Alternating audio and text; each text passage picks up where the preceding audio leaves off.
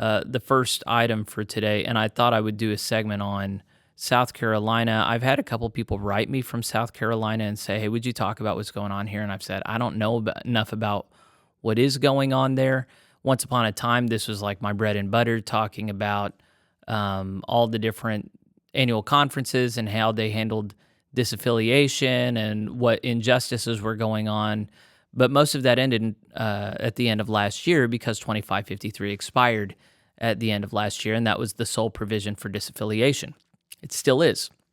But in South Carolina, there has been a continued disaffiliation effort through a provision offered by the annual conference under paragraph 2549, which you'll remember contains the exigent circumstances paragraph where there can be a hostile takeover of a church, but it's bigger than that. You can also have a church willingly choose to close down and buy its property back from the annual conference, and that's what they're doing in South Carolina. They have had a period of allowing local churches to negotiate with the annual conference. They created a whole process for this that looks exactly like disaffiliation.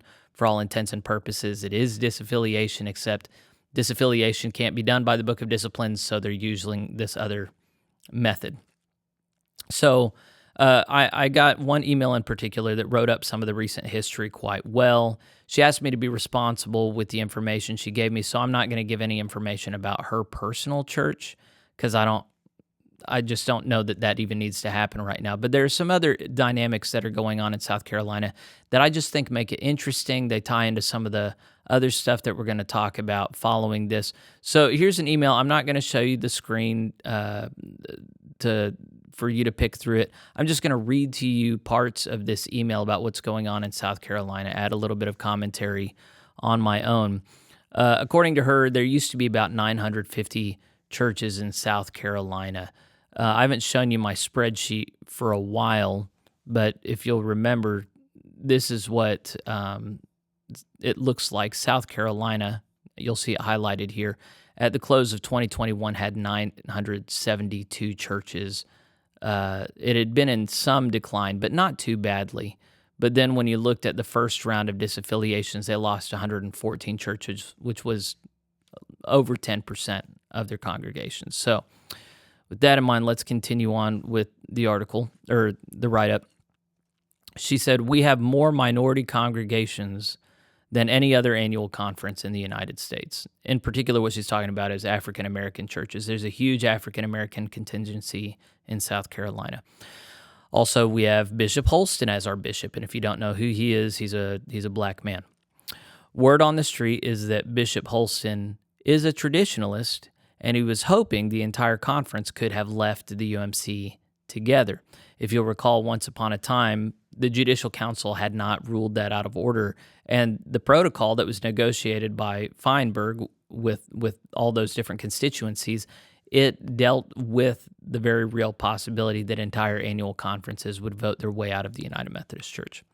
So he imagined himself, word on the street. This is nowhere in writing. This is not substantiated. He imagined himself to be potentially leading his conference out of the United Methodist Church, maybe through the protocol. She said, anyway, that didn't happen. The Judicial Council overruled that. It actually said you could do it, but no process had been developed formally. So they had the authority to do it, but they didn't have the process to do it. So it's a moot point. She said Bishop Holston is also an institutionalist, so he's not at all sympathetic to these congregationalist models of conscience. Rather, he thinks everybody should stick together. So the minority congregations in South Carolina are just staying United Methodist. And we'll talk a little bit more about why that would be. She says, I'm confused because most appear traditional. I suspect that it's because of the money and the loyalty to the institution. So that's something that is going to continually perplex and upset people. And it's going to tie into this larger topic of the Global Methodist Church. What is a Global Methodist Church going to continue to do about race? We'll talk about the new Korean conference here in a minute. But there continue to be racial tensions in America after civil rights, after a long history of very intentional dialogue around racial justice. and black people are very reticent to join white people in anything that they're doing in the United Methodist Church. They've carved out a place for themselves that's quite insular. I remarked on this when reporting on Baltimore Washington annual conference. You'll have a white Methodist church, United Methodist Church, and a black United Methodist Church right next to each other that don't interact at all. In my opinion, that's appalling. But that's not the only conference where that happens. The racial tensions and it's not that there's hostility. I think there's just suspicion. So part of it is, if you ever saw my interview with Odell Horn that I did like a year ago, I asked him kind of why this was, and he said black people are not early adopters. The part he didn't say that I suspect, and that we also see in the Korean conference context, is I don't think they trust white people. I think white people have shown themselves to be untrustworthy in many times, and they don't necessarily make a distinction between liberal white people and conservative white people. There's just white people. And I think that's an unfortunate reality, but I do think it is a reality. That's one of the only things that explains to me the situation as it is on the ground. As it is, yes, most African American churches seem to be conservative in their disposition, but they're not inclined to join conservative white United Methodists in whatever they're doing. There's just a suspicion still at play there. Y'all you can argue with me if you think I'm wrong, but I mean, this is just what seems to be the water we're drinking. All right, the list that she sent me shows that there were only about 60 churches out of the 950 churches in the conference that paid over $50,000 in apportionment. So a ton of small churches are in that conference. That means that those top churches are paying 40 to 45% of the annual budget. And the majority of those congregations are white. So she said, I think Bishop Houston was trying to help the minority churches by taking everyone together, since one group is basically funding the other. Yeah, don't let the white people separate. Keep them with the black people, and then they can continue to benefit from each other. Hypothetically, at least monetarily, black people can benefit from being tied to these larger white churches. And the conference has successfully kept a big number of the top 60 churches through a variety of ways. So by her count, only 9 have gotten out, but of those, 4 of the top 8 got out, including the top 2 that were paying over $400,000 a year to the annual conference. Then she talks about some of the shenanigans, but she says she didn't think it was really helpful to talk about that. She talked about it in the conference. She talked about it in her local church. Just if I had to summarize it, I would say that there's been a lot of... Yeah, I simultaneously want to congratulate Bishop Holston and his conference leadership for allowing churches to exit past 2553 expiration date. They did not have to design a process for paragraph 2549 the way that they did to allow for all these churches to exit. Even so, if you're going to allow a way out, allow it in earnest. And it does seem like they've done a lot to really trip up congregations that would otherwise want to leave. Returning to just the overall picture, she said in South Carolina in 2023, the first wave of 113 churches left, paying about $17.7 million in exit fees to the conference.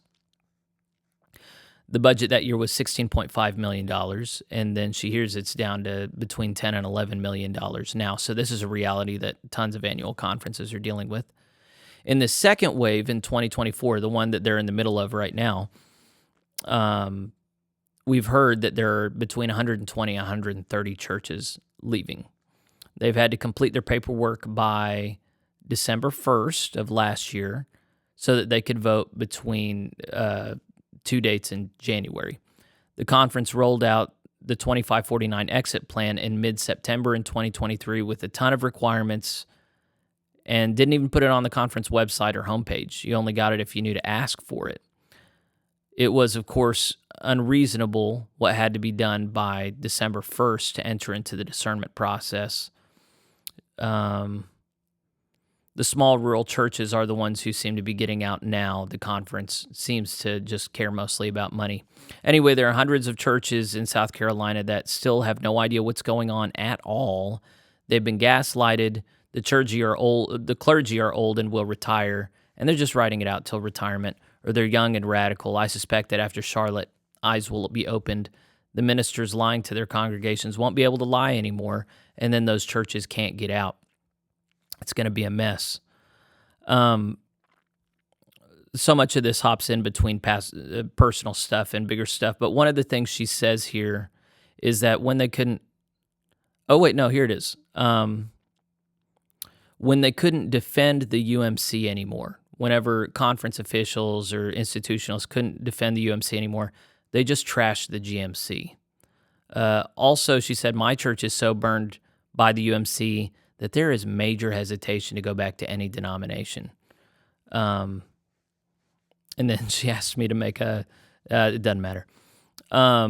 And then she talked about how she knows that transparency is a value for me, but in order for them to go through the process the way that they did in her conference, it required a lot of secrecy. If they had done it out in the open, they would have been squelched. They were able to barely pass the popular vote because they were able to collaborate under the noses of conference officials.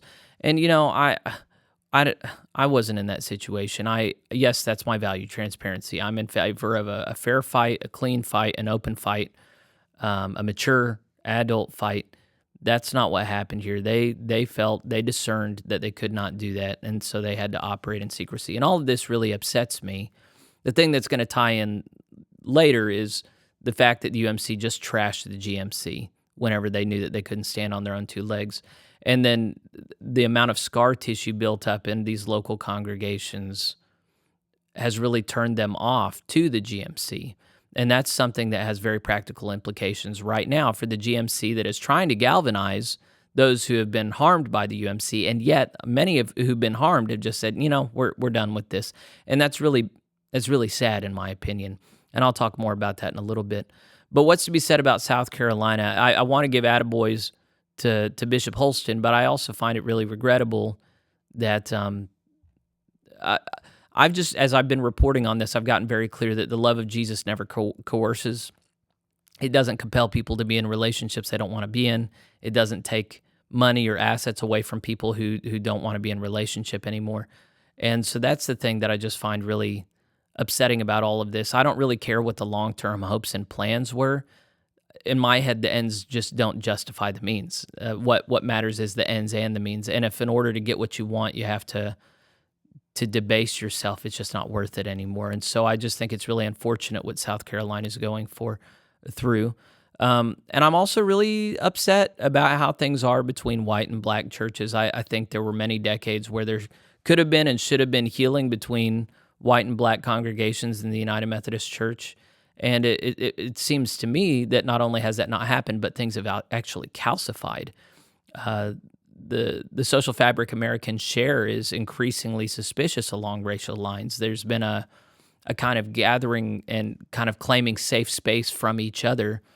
And this is in the nation where MLK once painted a picture of a world in which ethnicity really didn't correspond whatsoever with one's day-to-day reality of living. I just think this self-imposed segregation is really sad, and it's going to continue to compound and harm black congregations, but also white congregations are going to be impoverished because they're culturally and socially isolated, and that's not good for us. So I don't have a nice, optimistic way to wrap this report on South Carolina up. I would just urge you to pray for them that they weather the storms of the next year well. I mean, all eyes on Charlotte. That's why I'm doing the Considering Charlotte series. I'm hoping that they provide for a way out that is amicable and gracious and not punitive. So I think that's where the prayers need to go for those concerned about this.